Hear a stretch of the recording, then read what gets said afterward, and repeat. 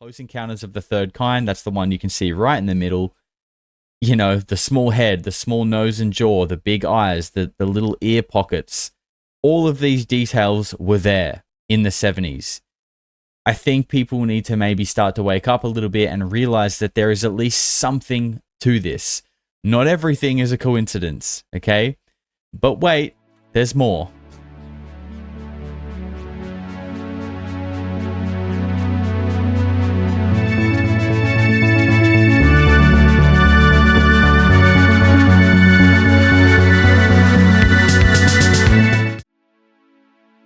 Make sure to check out all the links down in your breadbasket.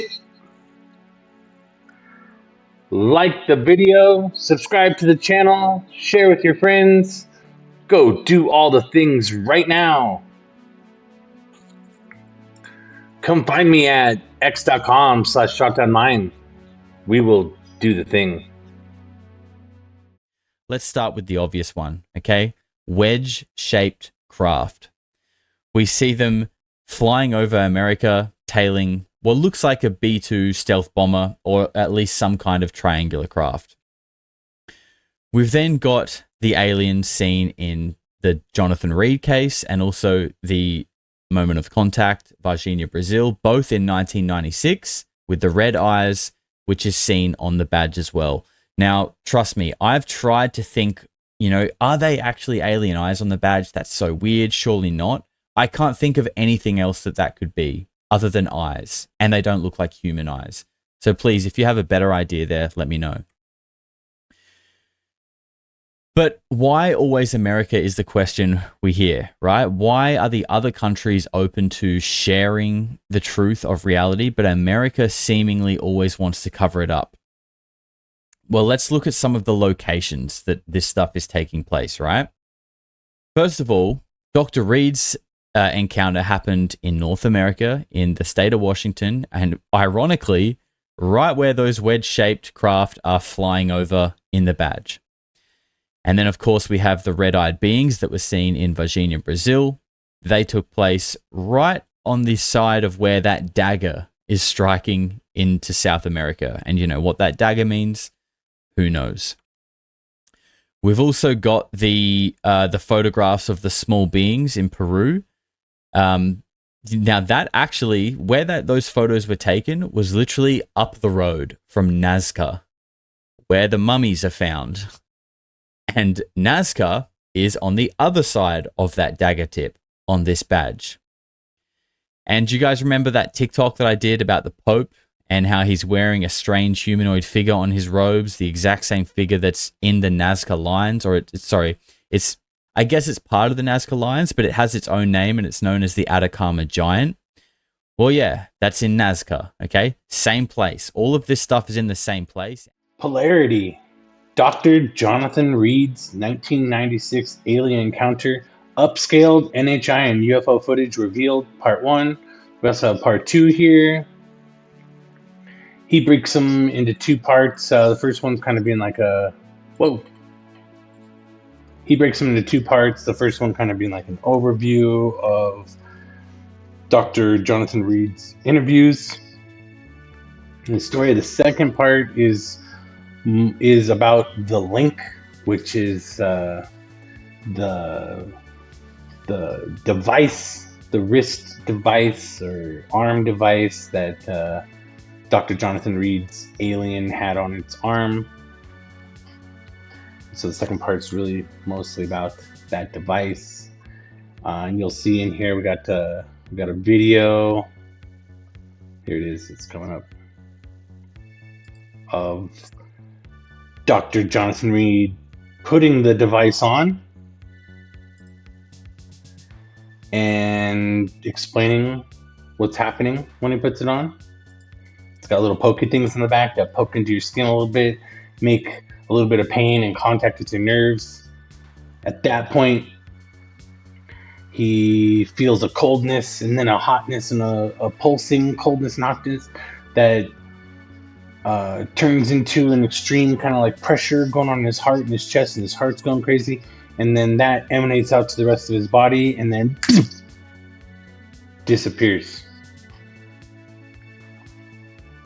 Go catch him disappearing. Here we go. He teleports.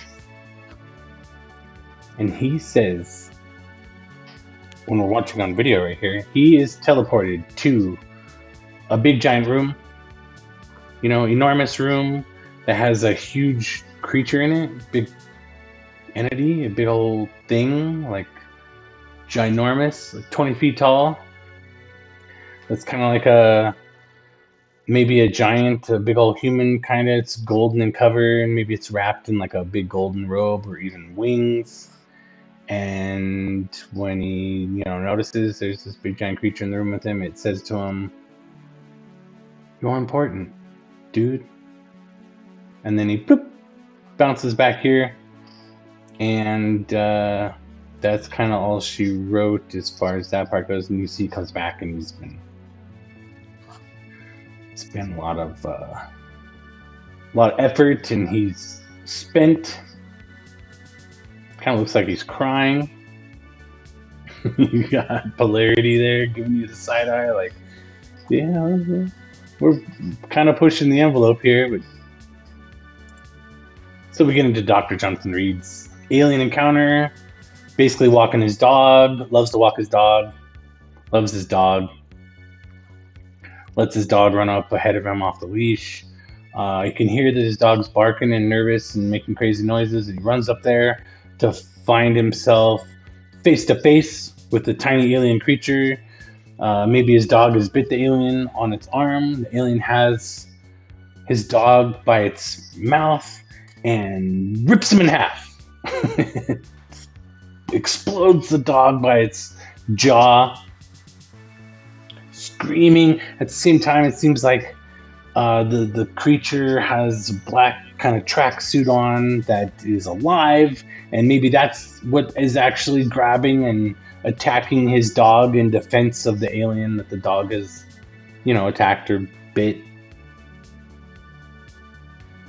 And then, of course, watches his dog get ripped in half by a tiny alien thing. So he hits it, and the thing, squeals and cries and screams, and he thinks he's killed it, knocks it to the ground. He's immediately overcome by mental and physical sickness. He's panicking, he's going into shock, he's out of his mind with having seen an alien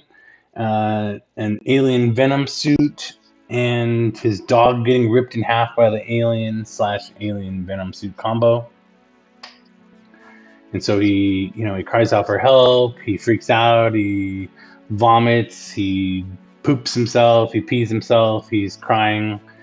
And he kind of starts to get himself together, manages to get his cameras out of his bag, drink some water, and then, of course, scoops up the alien, takes it back home. Gets home, gets the alien out, checks it out. So there's some video here of him kind of checking out the alien that he clobbered in the woods after he killed his dog and brought home. And so now we got this alien encounter, dead alien body video. And this was like another one of those videos that was making the rounds on VHS when I was a kid. And I remember seeing this one and like the Jon Stewart alien interview being played on, VHS TV stand thing when they were giving us weird half days at the end of school when I was a junior or senior. Something like that. And, as soon as the teacher chaperone was out of the room, someone would pop a different VHS in. And this was one of the things that I saw then. And it's, it's weird. It's out of this world. It's crazy. And here's this guy, he's a doctor, he's grabbing an alien that he clobbered with what seems to be his bare hand. Maybe it's not his bare hand. And he was just telling this long story about how he's physically ill from being in contact with this alien and from the experience of watching his dog get, ripped in half and having to clobber this thing. He thinks it's dead. He's poking and prodding it. He says he, cuts the alien's tracksuit with an X-Acto knife, and it just seals itself back together. He cuts it 2 times, seals itself back together, goes to cut it the third time, and is unable to cut it the third time. And so, of course, then he starts calling his friends. He calls some of his closest personal pals and tells them, there's something wrong with me. I'm having a physical, mental issue. Please come help me. Gets his friends in his house, starts telling them what's going on and showing them the alien. Realizes he's got this, wrist thing that we have lots of pictures of. We end up getting this other kind of ufologist guy, Dan McEvoy, involved to interview him and do a full investigation. And this is a guy who I was sure was like a science fiction writer, but maybe I was just confusing him with somebody else. It seems like the only thing, and I didn't look very hard, but it seems like the only kind of ufology thing that he's really deeply involved in seems to be the Jonathan Reed stuff, which, for the last 40 years has been a complete hoax. Even in official kind of ufology circles, like Jonathan Reed is considered to be kind of one of those like Jon Stewart kind of weirdo characters. And so he's kind of a category unto himself because he's either a hoax or not, and whether you think he's a hoax or not, he's still just that crazy guy, Jonathan Reed. So this is really a fun story. It's very close to being like original content as far as Polarity goes. Nobody else really touches Jonathan Reed stuff anymore. Like it doesn't really kind of pass the initial smell test when you start looking at the videos, especially the videos of him like screaming and like maybe filming himself in the forest with the dead alien body. And then, they'll show you his pictures. He's got a picture. It might not be during this part. It must be in the next one. So it's probably in the next one.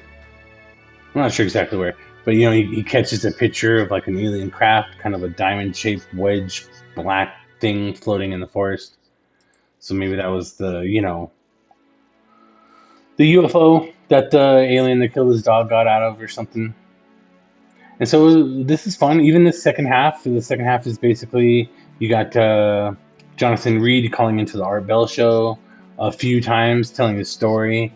Definitely heard that on more than one occasion when I was younger. And it kind of seems like most of the stuff that we are exposed to through like Art Bell is kind of like not on the real side of things for the most part. It's mostly kind of entertainment, and it's really hard to separate any of it because it's just basically people calling into a radio show. So you get a lot of Jonathan Reed's call-ins to the Art Bell show, and he's explaining his encounter, and then also explaining all the stuff that happens afterwards. Which he says he fled the United States because some of his friends were murdered by the Men in Black, right? And has been globe-trotting, going to whatever country or people will host him and take care of him until he has to go on to the next country or places that aren't America, which are, open to tolerating people who want to talk about UFOs and aliens. And then he's been all over the place talking about this wrist thing, which let him teleport, but obviously the alien used it to control the suit and to vaporize his dog, rip his dog in half, turn it to ashes. So it's a fun story. You can listen to this for an hour and a half, 2 hours. It's entertaining, it's fun. But where the real significance comes from is Polarity. Polarity puts the parts together, and he's even got a great section here called Connecting the Dots. And so some of the most important parts that he kind of hooks together is he hooks together the physical look and description of this alien and a whole bunch of others that are all very, very, very similar, and links that to even the Nazca mummies, the tridactyls that are starting to get a lot of traction in the Western media as being real 3-fingered, 3-toed, tiny, not exactly reptilian, maybe amphibian creatures that have existed since the dawn of humanity. And he connects it to everything. He connects it to Ruwa, Zimbabwe, Washington, USA. That's this particular instant. Jason Sands, recent. Virginia, Brazil. Close Encounters of the Third Time. E.T. So he kind of brings them all in this little section. It's only 5 minutes. I guess the section before that is kind of part of that too. Kind of brings it all together and says, well, it is uncanny at a very minimum that so many sources kind of describe these things in the same way. And this, the Tridactyls, the ETs, the Close Encounters of the Third Time, Jason Sands, Zimbabwe, which I think is, usually we call it like aerial school, I think. Virginia, Brazil. And this incident, they all seem to be dealing with things that look the same. And these things kind of seem to match the description of most of the grays. And you'll see lots of different ufologists and ufology people kind of break the grays into all sorts of different categories. Right, you got little green ones, little blue ones, tall white ones, gray ones. It kind of seems like they're all talking about the same thing. Whether they really are or not, I guess none of us really know at this point. But it's uncannily similar. And then the same thing kind of in the second video. At least I think it's the second video. Let's kind of scrub through this. It's not the second video. The second video is pretty much all about the link, the ancient artifact, the alien artifact. And there is connecting the dot part that's kind of hard to find in scrubbing, but let's go look and find, because he hooks it to this other character. Shows up all over the place. And, he's saying in his testimony, and this is from his interview with Jesse Michaels, at some point when he was doing this government stuff and in a government institution, he was taken downstairs, looking through all the different alien stuff, and he finds one of these bracelet things that he describes as very, very, very similar to the link, the bracelet from Dr. Jonathan Reed's stories. And then he says, well, look, Dr. Jonathan Reed's supposed to still be around. He's supposed to be hanging out in Russia nowadays. And he says that he's got the link still and it's hidden and secure. And he says, well, we should really bring that thing out and do a Ross Coldheart, Jeremy Corbell deep dive into this thing and turn that thing on again on live podcast. And then kind of the funnest part here in the connecting the dots is where he connects all the dots to the masked people and the grays and the ETs and everything. And then he brings out the patch. Where's the patch at? I guess it is in the second one. Let's go find it. Sorry, I didn't write it down. I should have. Yeah, I think it has to be in this version. Let's scrub through here and find it.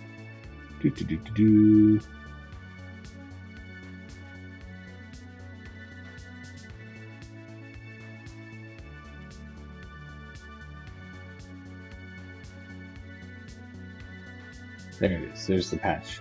So he says that he goes full crazy on this patch. And this isn't the first time he's kind of gone full crazy on this patch. He's not the first guy to go crazy on this patch.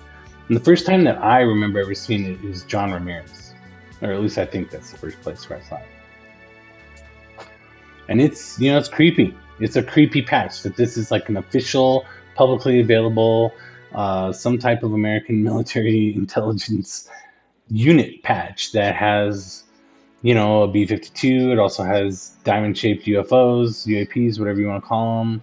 Flying over America. It's got this crazy wizard, alien, clandestine guy with a dagger and a cloak, maybe stabbing or striking or pointing to someplace in South America, which, he kind of goes over all these things. It seems like one of these diamond UFOs is where Jonathan Reed had his encounter, and that the dagger here is pointing to On one side, where we've had Virginia Brazil encounter, and on the other side of that dagger is Nazca, where we've got the Nazca lines, and nowadays, and even probably more importantly, the Nazca mummies. And all this stuff looks the same, and all this stuff is happening at the same time. All of this stuff. Virginia, Jonathan Reed, Jason Sands, Zimbabwe, Ariel School. It's all happening at the same time in 1996, around that same time period. So this is a fun watch. If you didn't see the other videos, or even if you did, you should know that Polarity put together great, audio and kind of remastered versions of each of the speakers at the UAP hearing that pretty much everyone on the internet who's involved in ufology or is talking about any of these topics is using those videos, because the audio at the UAP hearing was so terrible. And so that's a big thank you and shout out to Polarity just for that part. And he did it in such a way, he included no commentary on any of these 6 videos. He did not once come on there and talk or do anything, not even in the beginning, not even in the end, not at all. He literally just took the UAP hearing, fixed the audio, chopped it up by speaker, which is actually really helpful, and published it really quickly. So that's a real great public service for all of ufology and for all people who are interested in watching any of that. And then, Polarity is one of my favorite UFO people on X and YouTube to watch or pay any attention to, and this is why. This section he's calling connecting the dots, where he goes through and links everything together in this real modern way, is excellent. It's really something he does on almost all of his content videos, and I really appreciate it, really love it. So, triple, quadruple shout out to Polarity for his work on not just this topic within ufology, but all the other stuff. Great job, man. Keep it up. Polarity is definitely up there in the required section of ufology.